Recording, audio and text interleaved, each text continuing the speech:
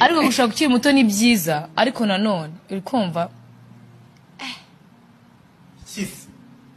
harimo izihe mbogamizi gushaka ukiri muto none mama ndamwama mwamwumvishe rero uwo ni Vestina wo muri Vestina na Dorcas arimo aratangaza ikiyo gushaka ukiri muto bivuga cyangwa se arimo aravuga ku byamubayeho agishaka umugabo cyane ko yarashatse akiri muto nkuko yarabivuze. Ndabasuhuje rero aho muherereye hose nimwiyumvemo ikaze waba uri mu Rwanda cyangwa hanze y'u Rwanda aho uherereye hose wowe udahwema gukurikirana ibiganiro bya no kuri Nerea TV1 hano kuri wumvemo ikaze tugwaye ikaze cyane. Iyi ni yacano yacu nyine ari nayo yanyu duhuriramo tukiganirira ku basitari bagiye batandukanye. None rero tugarutse kuri Vestina na Dorcas ariko cyane cyane ni Vestina washatse akiri muto nkuko abyivugira. Ngira ngo mwamwumvishe kuri video itangira aho atangiye avuga ngo gushaka ukiri muto ni byiza. Ese mbaza ni byiza koko? Ko washaka ukiri muto ni byiza? Ese ni bibi? Nimba ari byiza ni iki cyiza cyabyo? Nimba ari bibi ni iki kibi cyabyo? Gusa nka njyewe neriye ko nabivuga ku ruhande rwanjye njye mbona gushaka ukiri muto nta cyiza kibirimo.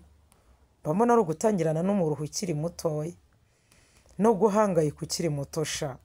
Ibaze ko ushobora gushaka ntuhite ubyara atari amahitamo yawe, atari plan yawe n'umugabo, ushobora ugatangira guhangayika icyo gihe. Twese iyo umuntu amaze byibuza amezi 3 mu rugo bitaracamo icyo gihe utangira guhangayika. Ngabibaze gutangira n'umuhangayiko ufite imyaka 20 sha. Ni danje. Ikindi kandi ngo urugo ruranarushya. Simbizi Vestina bizi cyane kuko hano arimo atanga ubuhamya ahubwo nanimbabajije gushaka ukiri muto nkuko abivuga ni byiza. Nkuko yabivuze ati gushaka ukiri muto ni byiza, usibye ko nawe yarengejemo akandi kantu atariko yikangamo.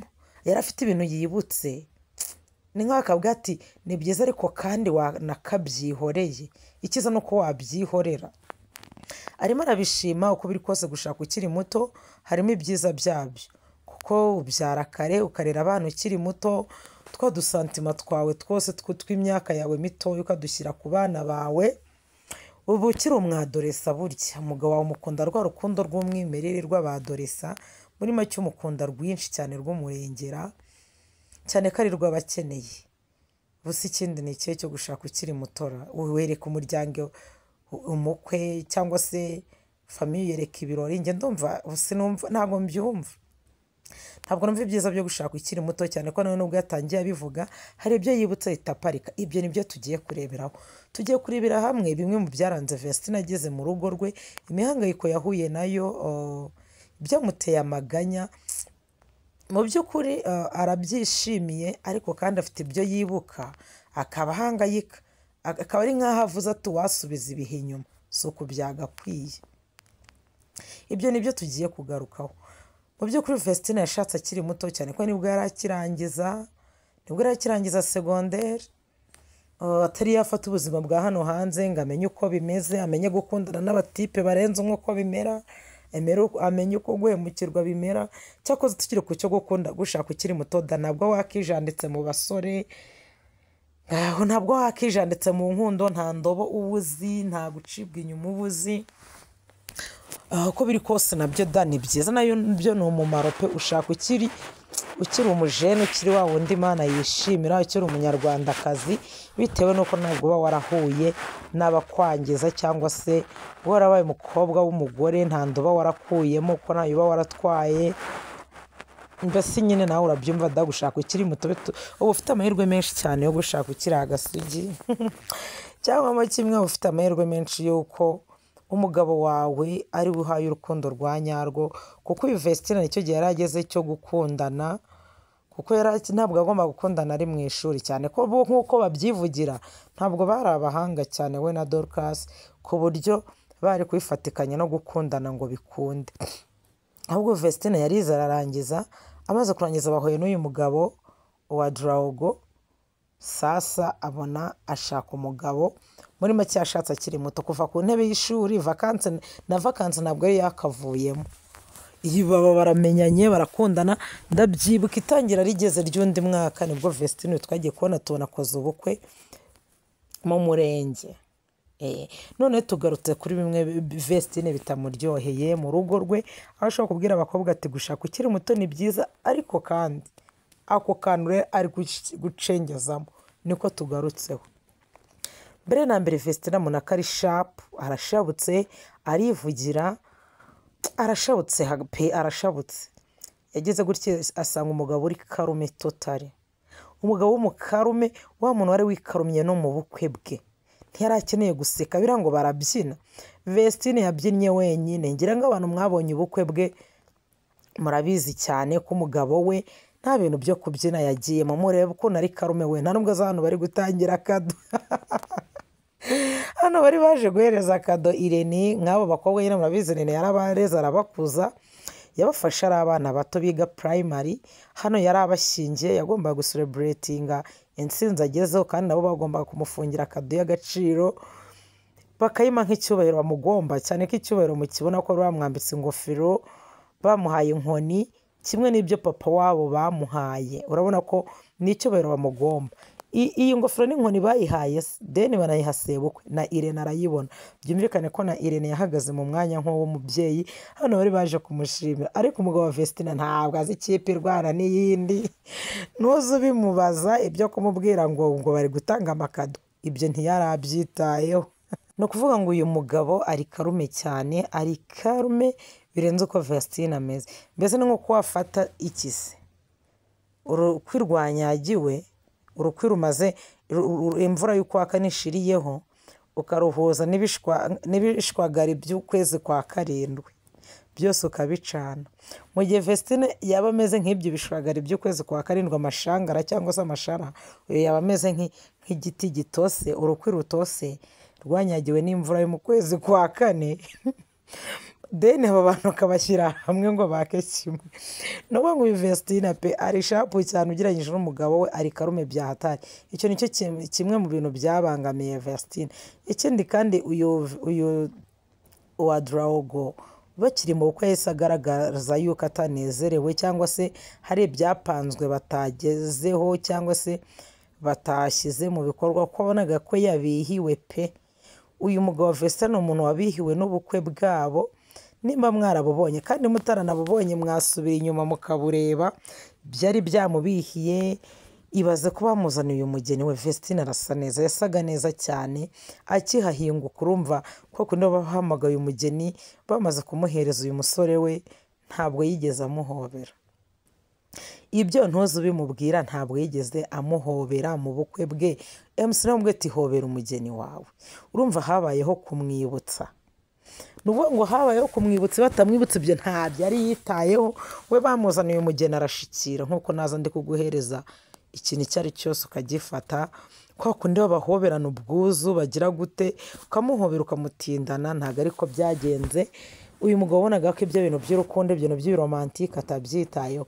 Bivuze ngo muri iyi couple uyu Vestine niwe wakitingaga ibyo bintu by'urukundo. Nabonaga ko ashyushye, ashishikaye, pari raporo n'umugabo ntiyarazi iyo biva bijya. Bityo aritegereye, yari akeneye ko ubukwe burangira akabona umugeni we, ubundi akigendera. Icyo ni kimwe mu bintu Vestine atakunze. Ikindi cya kabiri, uyu mugabo ntabwo ari romantike habe na gato. Kandi mwibuke Vestine ashatse ari umwana akeneye urukundo. Uyu mugabo ni umunyabizinesi, ni umunyamafaranga. Ibyo bintu byo kwanga arajya gutetesha umwana nka Vestine, ntuzi ubimubaza ngo aramubebeza. Kandi mwibuke Vestine yashatse abikeneye, kuko ntiyigeze abinyuramo. Ntigeze ahura n'umuntu uramumwereka rwa rukundo, cyane cyane rw'abakiri batoya, rwaba abantu b'amaraso ashyushye. Ntabwo uyu Vestine rero yigeze abona urwo rukundo rwa rundi ubona umuntu arakubebeza, aho gukoreye ibikiri bicyo utugifuti twa hato na hato.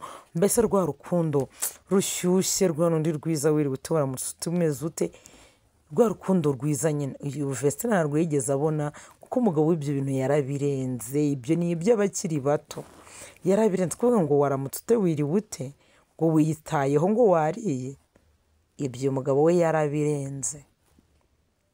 Kuko umubaza ati kutishimye wabaye iki, icy'ingenzi ni uko abona uriho nawe ariho mumeze neza ntawe urwaye, bizinesi zigenda, amafaranga kuri konti ariho, ibindi ntubimubaze. Kandi ibyo ni kimwe mu byo Vestine yari akeneye, urumva nayo ni imbogamizi. Yagiye akeneye gukunda no gukundwa, ariko si cyo yabonye, ahubwo Vestine tayari yahise yisanga mu rugo no mu nshingano. Uyu Vestine rero yahise yisanga mu nshingano, ntabwo ariko yari abyiteguye, yumva ko agiye kujya mu rukundo rushya, kujya kwenjoyinga urukundo, ariko ntiyibuka ko yamaze kugira ute kwinjira mu rugo. Ntabwo yibutse ko yinjiye mu rugo ngo afate inshingano nyine nk'iz'umugore tayari. Icyo ni kimwe mu byamubayeho. Nanone ikindi, ntabwo yahise yenjoyinga urukundo, ahubwo we yahise afata inshingano zo kuba umugore. Umuntu wese ushatse afata inshingano, ariko kandi urabebera, ujya mu kwabuki ukishimisha, ugava stress out, cyane ko ari cyo gihe cyari cyo kwibagirwa amasomo, kuba aruhutse intebe y'ishuri yagombaga kuruhuka, ariko we nta kiruhuko yabonye, yahise yinjira mu rugo rwe, ahita afata inshingano gukavaringa umugabo. Mubyibuke no mu bukwe bwabo habayeho kumukavaringa mu buryo budasanzwe. Uyu Vestine yagize gutya akavaringa umugabo we, urumva yatangiye inshingano, atangira kuba umugore igihe kitaragera. Hano mu bukwe murabyibuka, bamaze gusezerana, pasiteri yambwiye ati Idris, umugabo ukisi your wife, amwe ati soma umudamu wawe kuko umaze kumwemererwa, wamwambitse impeta y'urukundo, teri yamaze kuba uwawe. Aho bigeze wamusoma rwose, ubwo bwari uburenganzira ahawe na pasiteri, cyane ko pasiteri yari abyemerewe. Idris ntabyo yakoze, yarabyihoreye, ntabyo yakoze. Vestine abonye ko bagiye guseba bombi, ahita amukavaringa. Niko guhita avuga ati oya, abwira pasiteri amwicira isiri, arabyanga. Ariko yari yamaze kubona neza ko Idris yabyanze, yarambwira ati so umugabo Idris arabyanga. Urumva Vestine atangiye gufata izo nshingano zo kuba yamukavaringa. Ibi abagore benshi barabigira da, umugabo ukaba muza akadefu kagakavaringa, ukarinda ko n'undi wese ahita akabona. N'uyu Vestine niko byamugendekeye. Ikindi kandi binjira mu bukwe, uyu mugabo mu gihe babyinaga za ndirimbo abageni binjiriramo, uyu mugabo yari kugenda kigenzi nk'umugabo ugiye gushaka imari Dar es Salaam, yari kugenda nk'ugiye kurangura i Dubai. Ntuzi ubimubaza ibintu byo kubyina, amenye tarari no kumenya ko harimo umuziki, ibyo ntabyo yaraza. Cyose wenda Irene azi gutegura, yari yateguye igitaramo nyuma y'ubukwe, babyiniye abari bahari Vestine na Dorcas nk'itsinda, bariririmbira kuko ubukwe bwo babonaga ko nyine nta vibes zo mu bukwe, gusa bagize ubukwe bwiza cyane ku bari babwitabiriye. Ariko mpamya neza ko iyi couple Vestine n'umugabo we ntabwo byabagendekeye, ntabwo babyenjoyingaga, cyane ko batari bari kubihuza.